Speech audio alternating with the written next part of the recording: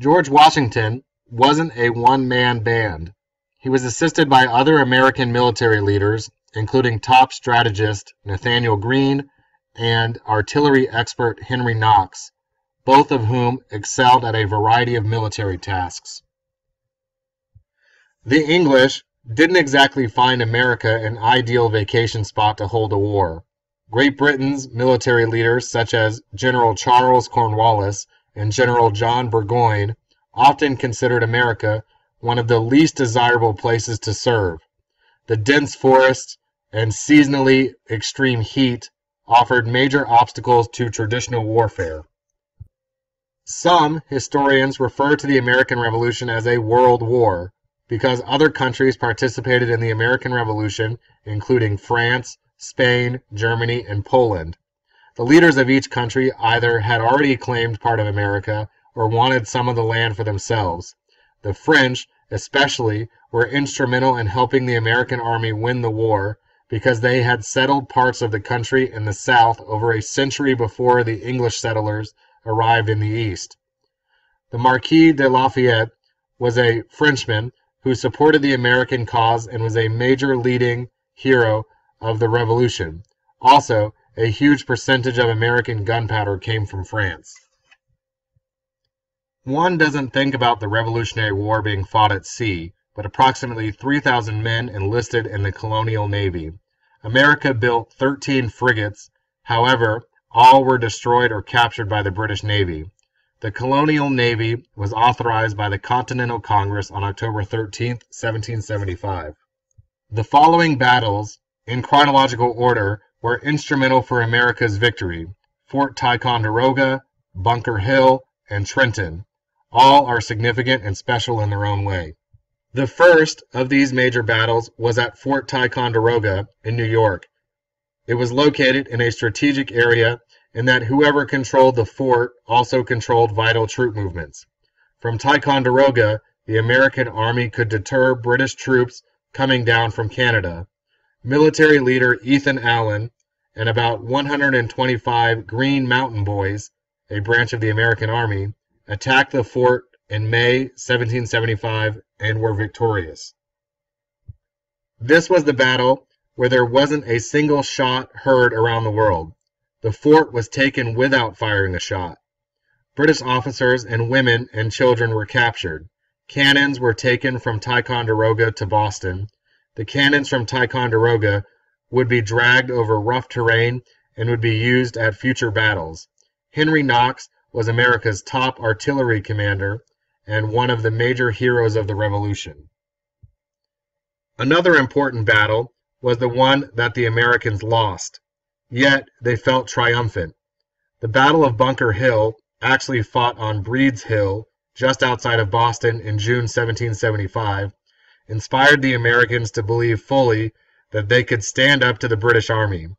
Although about 1,400 Army of New England soldiers occupied the defenses, and about 2,500 Redcoats unsuccessfully charged the hill numerous times, the Redcoats defeated the American soldiers in the third charge only because the Americans ran out of ammunition.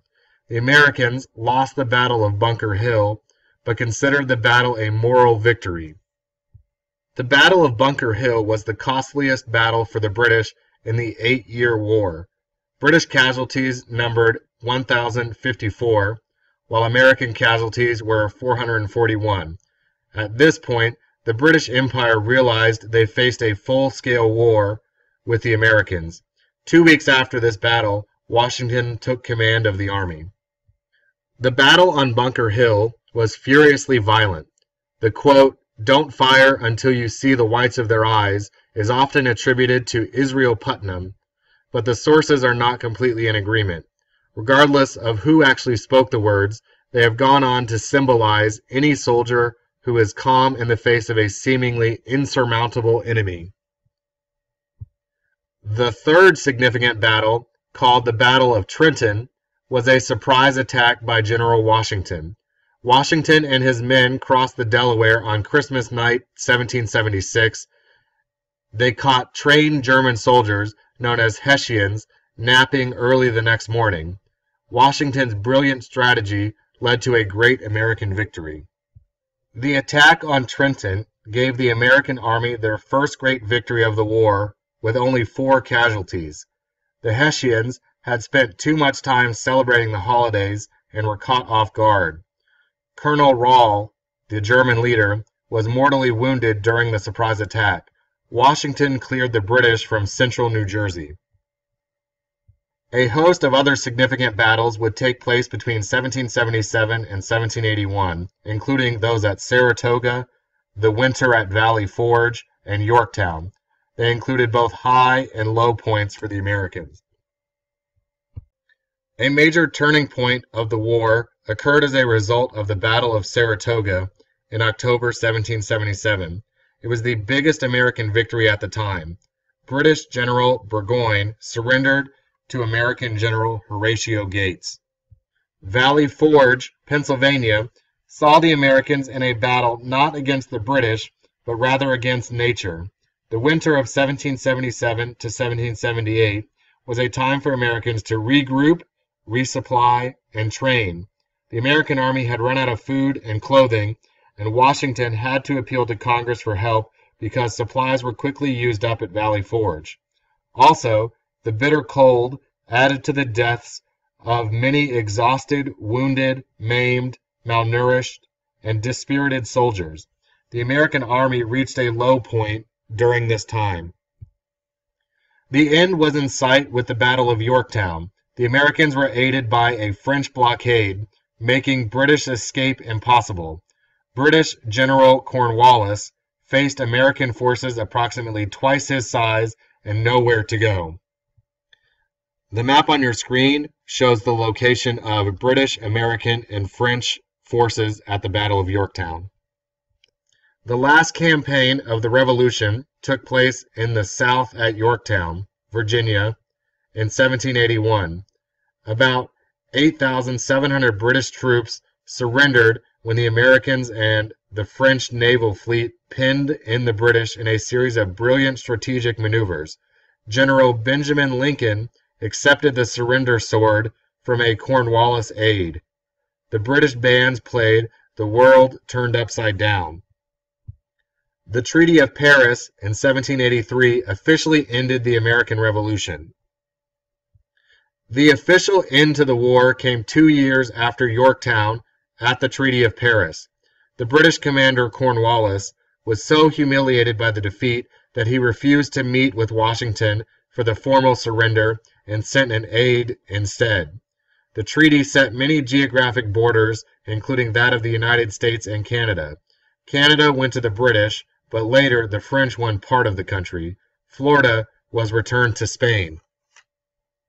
Penalties awaited those who had been loyal to the king or who did not support the revolutionaries' cause.